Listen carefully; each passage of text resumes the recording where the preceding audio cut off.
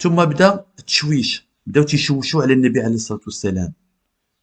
يعني شافوا هذا القرآن المعجزة، وهما يهضروا مع النضر بن الحارث. والنضر بن الحارث كان واحد بحال عميل الأقوام، يعني كان عميل ديال شي أقوام أخرين. مشى للفرس وتعلم القصص والحواديت والكلام الجميل وداك الشيء، وجا لمكة وبدا تيحكي الناس بكلامه الفصيح، وتيقول لهم أنا القول ديالي أحسن من النبي عليه الصلاة والسلام. بدا تيشوش على النبي عليه الصلاة والسلام بالكلام الفصيح ديالو. ثم بدا الاستهزاء، وقالوا على النبي عليه الصلاة والسلام أنه مجنون. كان العم ديالو أبا لهب كان تيمشي ديما وراه، ديما تابعه، وتيقول الناس هذا ابن أخي مجنون، لا تصدقوا، هذا ولد خويا أنا عارفه وراه مسطي.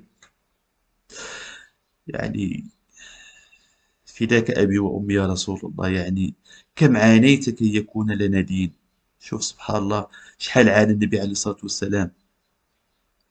كان تيقول عليه مجنون، العم ديالو تيقول على ولد خوه مجنون، تيقول الناس. وكان تيأمر الأطفال وراء النبي عليه الصلاة والسلام باش يضربوه ويقولوا عليه مجنون. وأي قبيلة، لأن النبي عليه الصلاة والسلام كان تيمشي للكعبة وتيشوف القبائل تدخل في موسم الحج، وكان تدعيهم للإسلام. كان كل قبيلة تحضرها من النبي باش ما يسمعوش ليه، وتيقول لهم راه مجنون.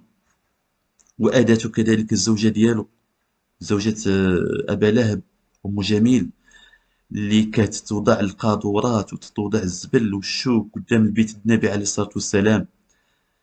وكان النبي عليه الصلاة والسلام تيخرج تيشوف ديك القاذورات وتيقول أي جوار هذا، أي جوار هذا.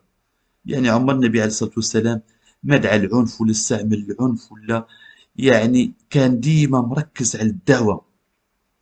كان لا يلتفت للأذية، كان يعني التفكير ديالو هو في الدعوة، وأنه خاص يوصل هذه الرسالة.